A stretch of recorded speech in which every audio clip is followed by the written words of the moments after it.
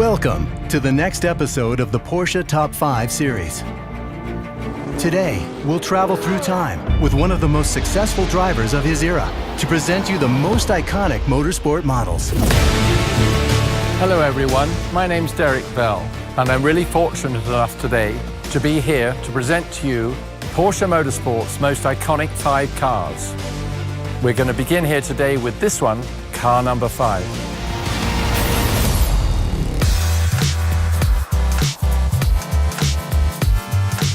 So here we are in the 90s, and during the early 90s, Porsche hadn't really had any success as far as outright victories at Le Mans were concerned. So in 1995, they decided it was time to build a special car to try and win that race yet again. I mean, just look at this car, look at the aerodynamics on it. The whole car would balance better in the corners, and of course, aerodynamically, it made the body flow a lot better because it was longer and more sleek. Look at that beautiful rear wing and that clean air. The car was a 3.2-litre, twin turbo, twin camshaft, 4 valves per cylinder. The whole of this car was actually made of carbon fiber. They manufactured 21 of these cars during the short period they were out, and of course they won the Le Mans in 1998.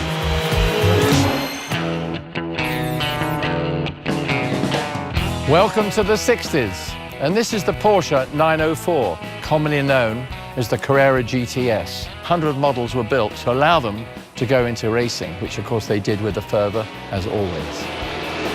What a stunning car. This little car here actually marked the beginning of a new era of Porsche motoring. This actual car was the personal car of Ferdinand Alexander Porsche. There were quite a lot of firsts with this actual car. It was the first time the word GTS ever appeared on a Porsche. It was also the first time that GFK was used, glass fiber construction. Porsche combined that with a steel chassis, and that made it very strong and of course very light at the same time.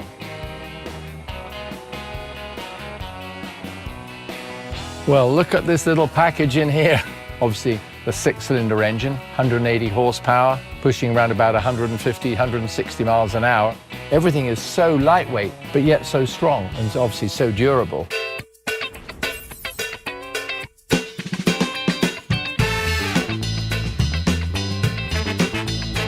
Well, welcome to the 1970s. This is probably the greatest car that ever existed in sports car racing. It set new standards for Porsche worldwide, the Porsche 917. This actual car went on to win Le Mans for the very first time, the very first victory that Porsche ever had in the famous 24 Hours of Le Mans.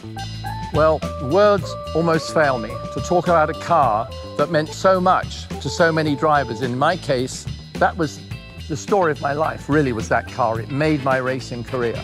The 917, 4.9 litres, flat 12 air-cooled engine, nearly 500 horsepower, 800 kilograms. And at Mulsanne, going down that famous 6-kilometre straight, this car would do 340 kilometres. Very, very fast indeed, but the car was so stable. I remember vividly being at Le Mans after training, and Norbert Singer said to me, "So how many revs were you pulling on the Mulsanne straight?" And I said, 8,100. He said, "Oh, that is good, because at 8,200 she blows up." And that's when I really got a good idea of how close the Germans took it to the limit. 25 cars were actually built in the first place. This, believe it or not, is chassis number 1. What a magnificent car. And now, it's the electrifying 80s. This is our number 2, but in my book, it's my number 1.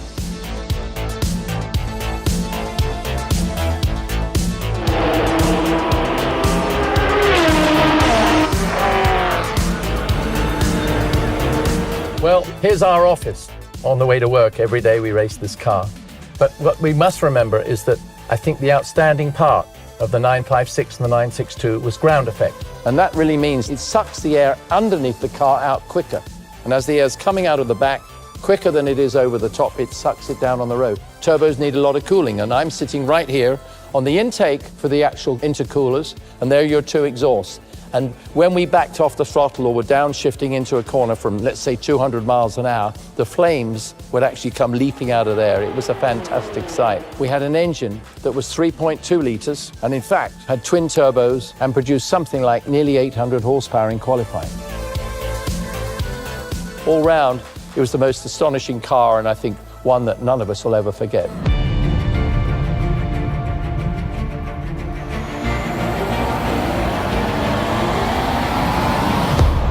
This is the beginning. The very beginning of Porsche motorsport in the 1950s. And this is the car that really started it all, the 550 Spider. Beautiful, hand-constructed car. Aluminium over a very, very fine tubular chassis. A very small engine, very agile, very easy to drive, but the beginning of Porsche motorsport.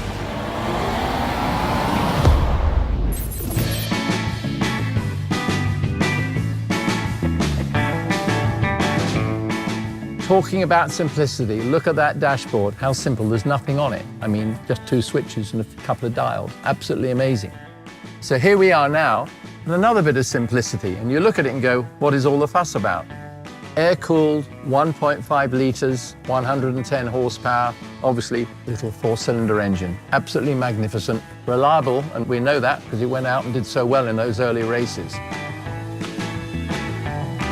When I look at this car, it doesn't strike me necessarily as being beautiful, but it does strike me as having this most beautiful, simple line all the way through.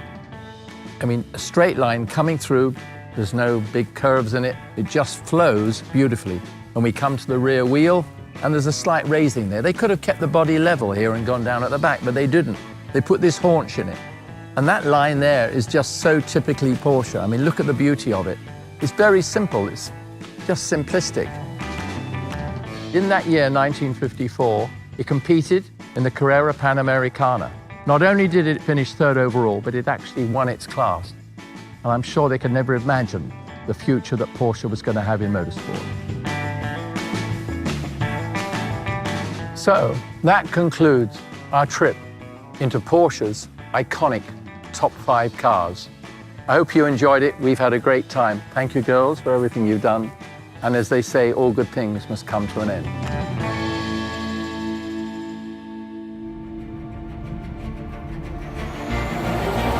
And for next week, zip up your jackets and take a second pair of wool socks. We will climb up the famous Großglockner in Austria to talk about featherweight Porsche models.